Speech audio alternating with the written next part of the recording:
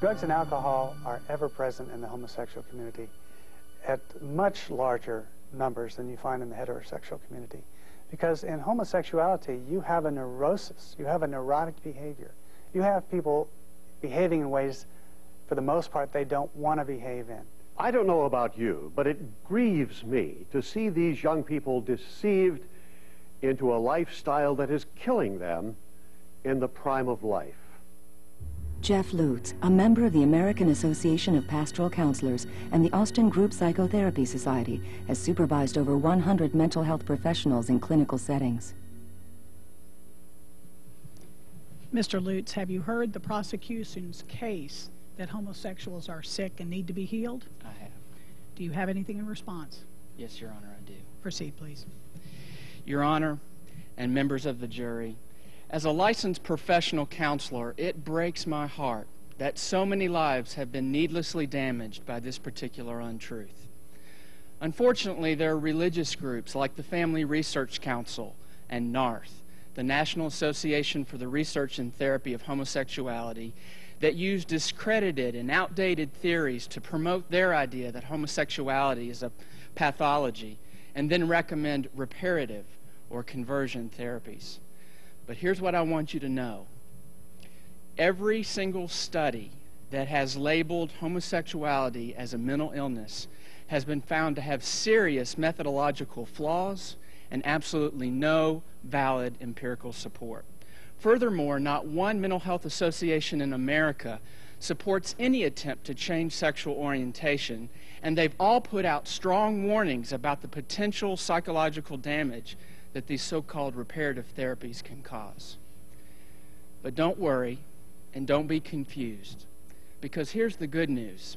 Hundreds of statistically valid and reliable studies in the fields of psychiatry, psychology, anthropology, sociology, and medicine have all concluded that homosexuality is not a sickness. Way back in 1957, Evan Hooker's landmark study found that there's no inherent link between homosexuality and psychopathology.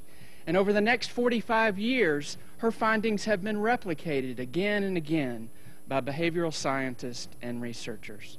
Your Honor, I'd like to submit several things to you. The first is the Guidelines for Psychotherapy with Lesbian, Gay, and Bisexual Clients, published by the American Psychological Association. And next, Your Honor, I'd like to submit the official policy and position statements of the American Psychiatric Association, the American Psychological Association, the American Counseling Association, the American Academy of Pediatrics, the National Association of Social Workers, and the National Association of School Psychologists. The empirical evidence is so overwhelming, they all agree. Homosexuality is not a mental illness, therefore it needs no cure. And lastly, Your Honor, I'd like to submit the Diagnostic and Statistical Manual of Mental Disorders. This is the manual that physicians and licensed therapists use all over the country. You'll note, Your Honor, that homosexuality does not appear anywhere in that manual, and it hasn't since 1973. As compelling as this evidence is, it's not science that's convinced me. People did that. I've been listening for over a decade to my clients as they share powerful and painful stories about being rejected from their families and their friends and even their churches. And because of that rejection, some of them do turn to self-destructive behaviors and substance abuse and depression. But that makes sense. I mean, think about it. If you were rejected by the people you love the most, wouldn't you be a little depressed? But the power of the human spirit is amazing. Again and again, I'm reminded that my clients are in my office not because they're sick, but because the culture and the churches they live in still have a lot of healing to do.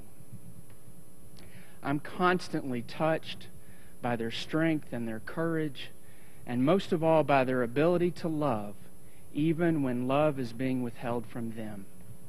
And so, Your Honor, the research has convinced my mind, and my experience with my clients has convinced my heart.